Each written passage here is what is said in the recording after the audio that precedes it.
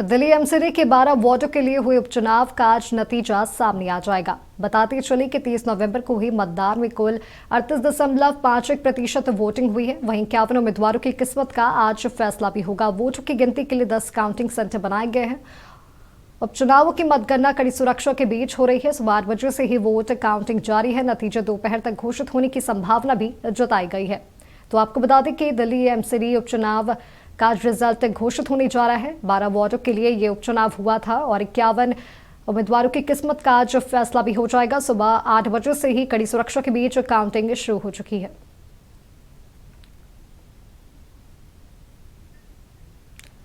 इसी खबर में अधिक जानकारियों के साथ हमारी स्टेट हेड तनु हमारे साथ जुड़ी हुई है। तनु, दिल्ली एमसीडी के 12 वार्डों के लिए उपचुनाव हुए थे और आज 51 उम्मीदवारों की किस्मत का फैसला भी हो जाएगा। क्या कुछ जानकारी इसे लेकर?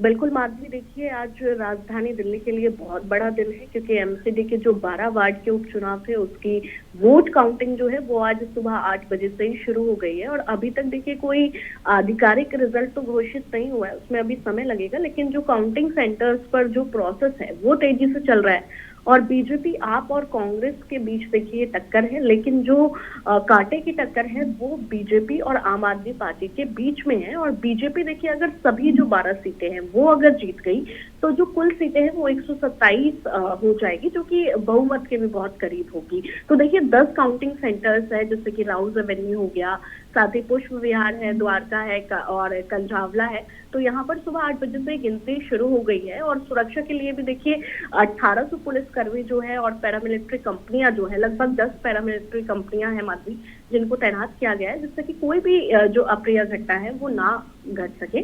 तो देखिए शुरुआती राउंड जो है उसमें बीजेपी जो है वो स्ट्रांग नजर आ रही है। इस तरह की खबरें हैं कि बीजेपी स्ट्रांग है और खासकर देखिए वो 9 वार्ड्स जहां पर पहले से बीजेपी का कब्जा था।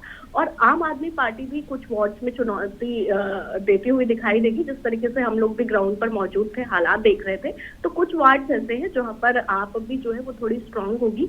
बल्कि देखिए सबसे ज्यादा मुश्किल तो कांग्रेस के लिए है, क्योंकि कांग्रेस का हमने देखा था लोकसभा में परफॉर्मेंस बहुत बेकार था, उसके बाद हमने विधानसभा में देखा और अब देखिए जब उपचुनाव हो रहे हैं तो इस बार भी कांग्रेस के लिए बड़ी मुश्किल होने वाली है। और विनोद नगर और शालीमार बाग वाली जो सीटें हैं उन पर सबकी नजरें टिकी हुई है, क्योंकि देखिए जिस तरीके से ये 2 सीटें हैं, खासकर अगर मैं बात करूं माधवी, शालीमार बाग भी और द्वारका भी, इन पर इसलिए नजरें टिकी हुई है क्योंकि बीजेपी की जो मौजूदा पार्षद भी हैं और सीएम है रेखा गुप्ता, उनके विधानसभा चुनाव जीतने के बाद और जब वो मुख्यमंत्री बनी तो उनकी वो सीट खाली हो गई थी। वहीं द्वारका भी वार्ड की अगर मैं बात करूं तो बीजेपी सांसद। बिल्कुल तनु, आपका बहुत बहुत धन्यवाद तमाम जानकारियों के लिए। तो आपको बता दें कि दिल्ली एमसीडी के 12 वार्डों के लिए उपचुनाव हुए हैं 30 नवंबर को और आज 51 उम्मीदवारों की किस्मत का आज फैसला भी हो जाएगा। सुबह 8 बजे से ही वोट काउंटिंग जारी है।